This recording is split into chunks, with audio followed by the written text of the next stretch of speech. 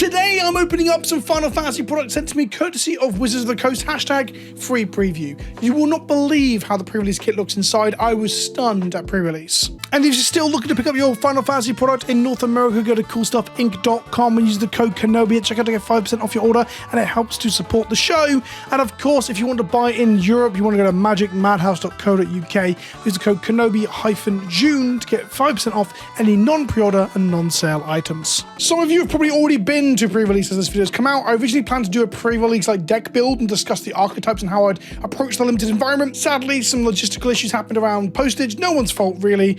My mailbox got closed down midway through the postage, which didn't help anything. My mailbox getting closed down was nothing to do with this headline, although I thought it was interesting. I'm in love with this vibe inside. Let's take a closer look. So like I said, I've got some stuff to open. I've got a pre-release kit, I've got some boosties, and I've got 2 collector boosters, one of which I've already opened in a short that is on the channel. We'll do the collector booster at the end, tantalize, we'll do these in the middle, and we'll do this straight up to hit what I'm saying the video is primarily about. It's gonna be a very chill, relaxed video. We're gonna talk about my general feelings towards the set.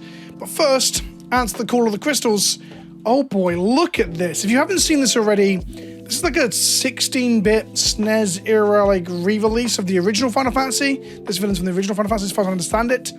Not a big Final Fantasy fan myself, but you know, I've spoken to enough people about this set over the last couple of days. And this is how the pre-release kit looks, which is absolutely like gorgeous with these like pixelated counters and tokens and such. And I just don't understand why there wasn't more of this in the set. It really confuses me how this wasn't like part of the aesthetic of like the bonus sheet.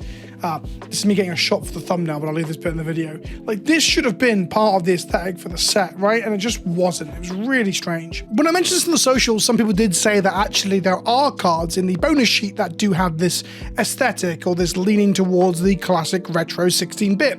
And that's not actually true. There is one card that does this, not some cards. Literally one, the Nature's Claim reskin that I'm showing you here. It's really strange to me that this is the only one, using some sort of promotional art from when Final Fantasy 16 came out. 16, sorry? Final Fantasy 6? 16, God. I'm a garbled, mangled mess, and I should have edited this bit out, but I'm not going to. Part of me wondered if this would be in the secret layers. Do we get a secret layer where the balloon menu shown and referenced inside the pre-release kits would be part of the border, and that would have got me right by the short and curlies, because it's kind of how I remember Final Fantasy looking as a kid, and it's kind of the small amount of inspiration that it had towards me as a gamer, as I wanted to play RPGs, because of how much I liked Pokemon and Final Fantasy VIII.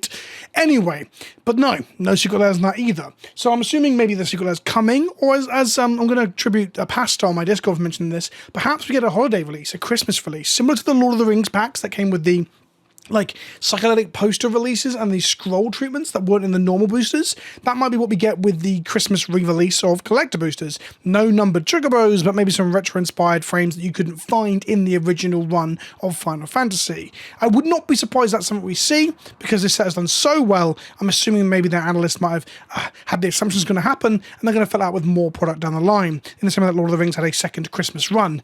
I guess time will tell. The European ones also have this, which the American ones don't. I think you all had this divider, but your promo wasn't in this wonderful Final Fantasy pre-release, like, again, pixelated villain thing.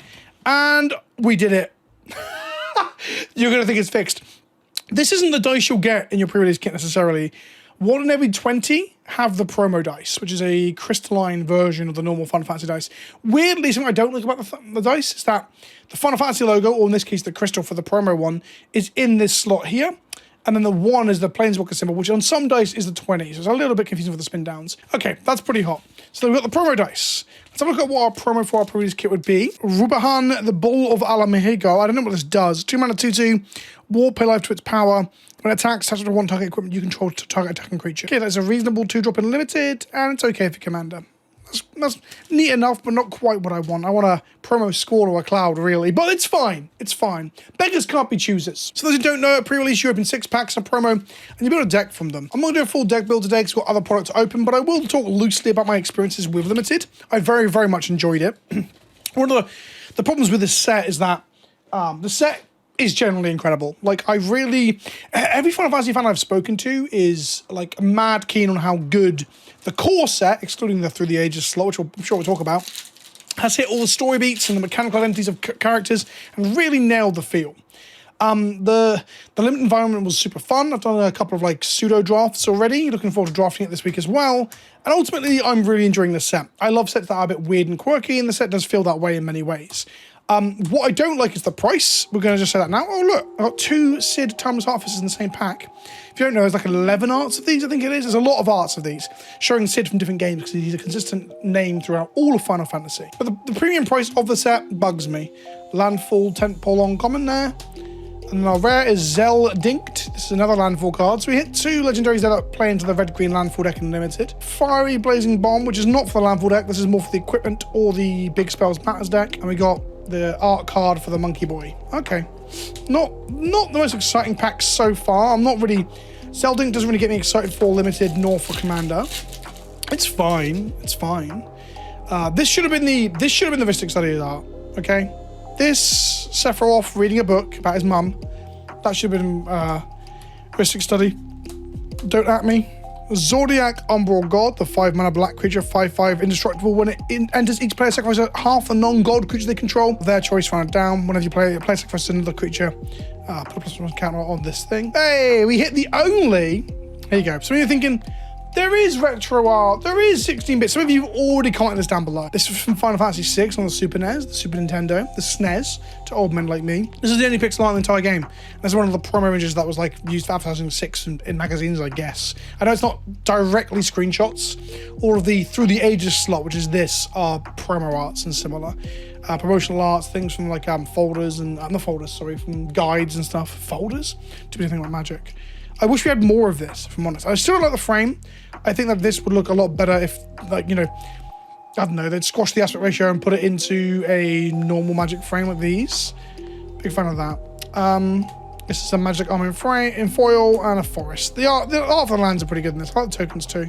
I like a frog. A frog about to get forked, am I right? Fork that frog, baby. So, Zordak wouldn't be very good for... Zodiac wouldn't be the best...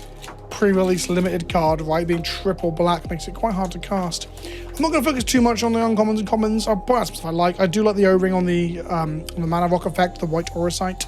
Like that in limited, liked it when it was previewed. Ash, quite good on uncommon. When she attacks, the top 5 cards of your library, move one half that card from among them and put it into your hand. Rest of the bottom of your library in order. 3-mana, 3/2 with card of art strapped onto it. Big fan of 5-mana killer thing, get a treasure, and then get more treasures turned into a creature. Pretty good. The Lunar Whale.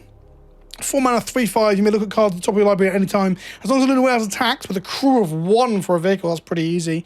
You may play cards from the top of your library. That is mad. Behind there, we've got another Through the Ages. This is Vandriel Adventures. I have no fucking idea what any of this shit is. I only know a little bit of 7, 8, and mainly 8. This is a Laboratory Maniac, though. A foil Gaelic Cat, which is a reasonable common for limited. And some of the fixing. The fixing this set of towns, not only do they do like dual colors, this is green black, for example, but it allows you to enable like towns matters as a theme. It's a 7-mana draw 3 sorcery that costs less, 1 less for each town you control. That's a Final Fantasy VIII reference. I get that reference. This card's pretty good limited. 2-mana, -2/2, and if you sack one off, other creatures -6, -6. Give it a Kefka with this at the pre-release. This card's also kind of bonkers in limited. 3-mana, 2/2, Death Touching Flyer. That's already rather playable in the limited environment, at least by old Magic standards. But in addition to that, it has 3-mana, sacrifice another creature or artifact, draw a card. You can eat up your spare food and treasures. You can also eat up your saga creatures before they die, so you get value out of them. Mana Rock, another Landfall Temple card. This is like a mini Primeval Titan. That's where and this also gets us an extra land drop for the turn. That's where we'd be with this pool so far. And then our rare is a Mythic Lightning Army of 1, 3-mana, 3/2, first strike, trample, lifelink, stagger. Whenever lightning deals combat damage to a player until your next turn, if a source would deal damage to that player or opponent that player controls, it deals double that damage. So she first strikes and hits them, and then all the other creatures deal bonus damage, essentially. Pretty good. Monk's Fist. All of these equipments that make bodies are very good, especially the 2-mana slots. So 2-mana, 2/1. It's also a monk, and when the body dies, you still get the equipment. And I got Foil Forest. But yeah, these are all pretty reasonable for limited. Some of my all-star cards for just being very, very useful. After the body dies, you can even sack the artifacts to other effects in the set. Let's get through to the rare again. Oh, Sephiroth's Intervention, by the way, is the point where he stabs Aerith. Spoilers for an old game. Instant Ramen is a flash instant speed food that draws you a card. I like it. I think it's quaint. We got a Vanille Cheerful Sea in this frame. This frame is where all the legends are like holding the most value. This is an uncommon one, sadly. Might still be a reasonable pickup. But yeah, I really like this frame. I don't really like the Through the Ages stuff, but this frame, it looks like a Magic card, and it has this cool, like, sort of like bold aesthetic thing going on. Genova, Ancient Calamity, good. I wanted this for my Space Cube. So in Space Cube, everything is space themed. There's a lot of stuff in this set that's going to go in with robots and similar, but this is an alien that cares about mutants, and thus it's going to be very good in my Mutant Matters archetype in the cube. And then Ninja Blade's pretty good. 3-mana equipment that comes to the battlefield, job selects, makes a hero. They're 2/2. Whenever the creature deals combat damage to a player, draw a card, then discard a card, and the opponent loses life. That player loses life because of the card's discarded mana value. A very good looting effect there. A Phoenix down in foil. This is quite a good card in limited. I got to replay my best creatures. A lot of the 1, 2, 3, and 4 mana creatures in this set are very strong. And Phoenix down is kind of a really iconic thing from Final Fantasy for me. Okay. I think Phoenix down is where I learned what a Phoenix was as a kid. You know what I mean? That's how influential it was. Quistis Trepe. This is a slow Snapcaster Mage, 3-mana, 2/2. And as we took out an instant source card from a graveyard, including your opponent's, and you can spend mana of any cards to cast it. I think this is generally very good for Commander. Quite a strong card. Summon, build, whatever. Next top card of your library. During any turn, you can put a lore counter on this saga. You may play that card. And whenever your next cast a spell this turn, it gains haste. Oh, creature spell this turn, it gains haste. 2-mana, 2/1 setup card for your deck. Open a Bolus's Citadel. Okay, look. I don't like this frame, but I do love this art. This watercolor sort of by Yoshitaka Amano. I know that because it's on the card itself. Gorgeous Bolus's Citadel. I just wish it had like maybe a bar up here. Or maybe a faded box. I don't know. Frame still looks cheap to me. Looks like a proxy in some ways. And a foil Sephiroth's Intervention. So that was our seal pool. Looking at like some of the tentpole uncommons we got, plus like this, and these, I think I would. Nature's Claim's reasonable limit. It's not amazing. I think I'd be on the red-green landfall plan. I'd have to look how deep my pool is in those colours to be certain, but I think that's where I'd be. So that's my seal pool. We're gonna keep going. We've got packs for days, kids. Packs for days. We're gonna open some more. I am privileged enough to get sent stuff by Wizards of the Coast, which is pretty exciting. Especially when it comes to collector boosters, because spending £35 to open absolutely nothing is backbreaking. I did buy one at the pre-release, so I got tied into the hype. And my pre-release pack was bad. Really, really bad. What do we get in this pack? We got Sarah Farron. This is a 3-mana 2/2. First legendary spell you cast each turn costs 2 less to cast. Bit of combat on your turn. If you control 2 or more other legendary creatures, you may transform her. Geez, legendary creatures get bonus. It's a legendary anthem, essentially. 4 airship crash and a pretty land. And a very pretty art of a chocobo eating a lettuce. What more could you want than a chocobo eating a lettuce? I say a lettuce, it might be a cabbage. Tell me in the comment section below if that's a lettuce or a cabbage. I don't know, because I'm not a lettuce head. A fan of lettuces. More instant ramen, magic pot, magic armor. The set does feel like tonally a little bit all over the place because there's just so much stuff in different games. But also, I don't know much about Final Fantasy, so there might be more things that are in common and linked than I think and can tell. Matoya, Archon Elder, 3-mana 1/4, whenever you scry or surveil, draw a card. Happens more than once a turn, which is pretty decent. Joshua Phoenix is dominant, which is actually I believe he's Ragavan on the special sheet. Anyway, discover 2 cards and draw that many cards, and then he can flip into a Phoenix. Phoenix does 2 damage to each opponent on its first 2 ticks. On its last tick, to any number of target creature cards with total mana value 6 or less from your graveyard to the battlefield. Exile Phoenix. Jesus Christ. Wait, like 6 value or less from your graveyard to the battlefield, not with finality counters or anything, and then he flips back over. All of the rares that like flip over into a saga and flip back are all predominantly, almost all, bonkers in limited.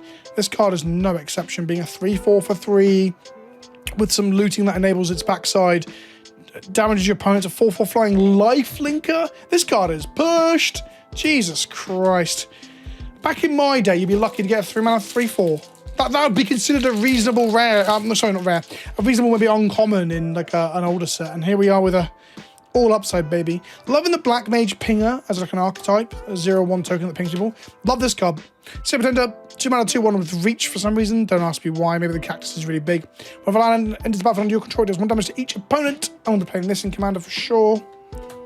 This is it's not Looter Scooter. It's what's a good pun? I heard one the other day and I forgot. Either way, 3 mana, 3/2 flying, crew 2 vehicle.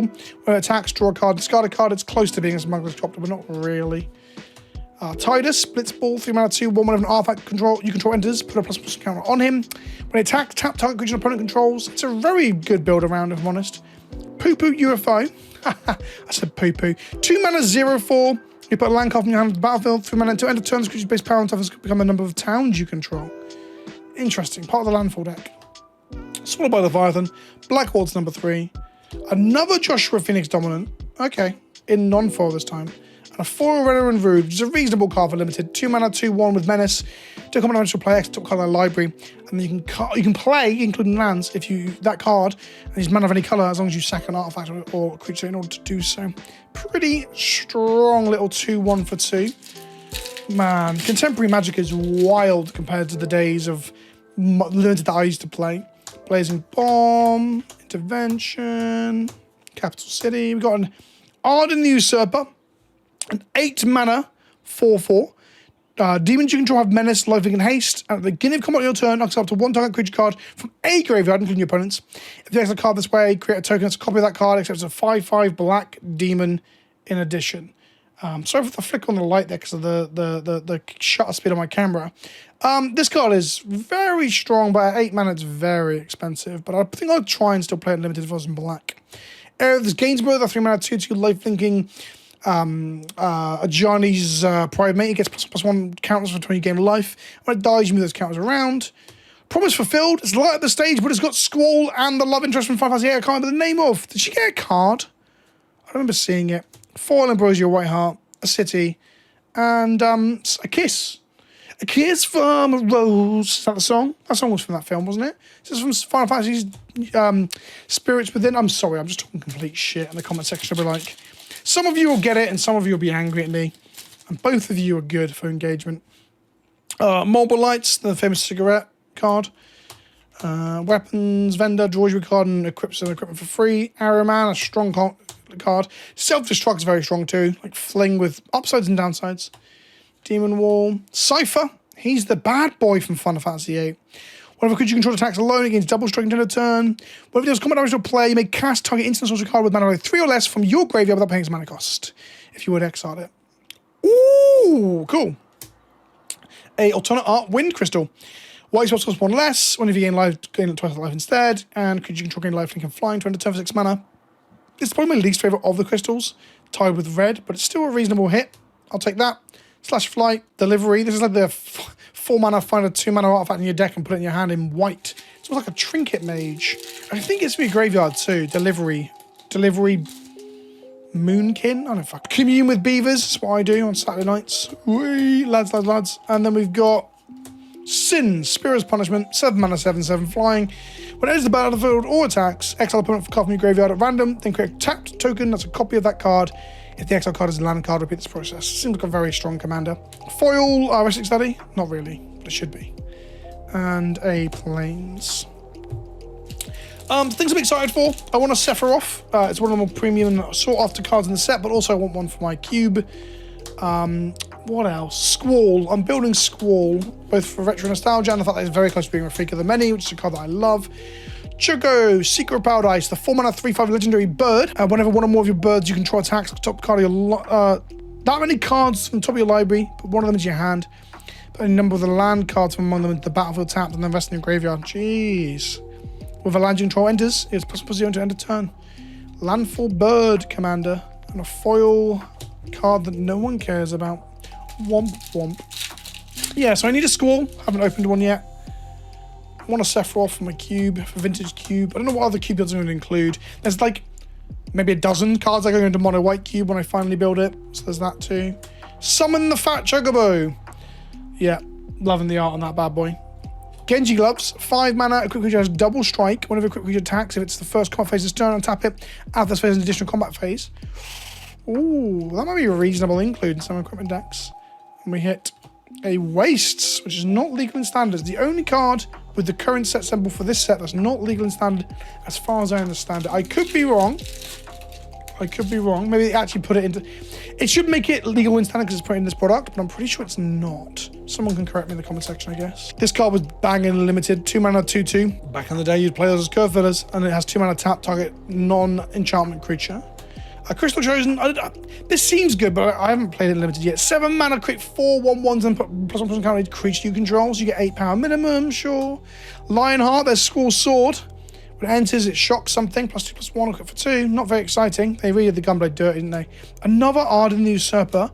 A Saz Catrazoi, I've played that one.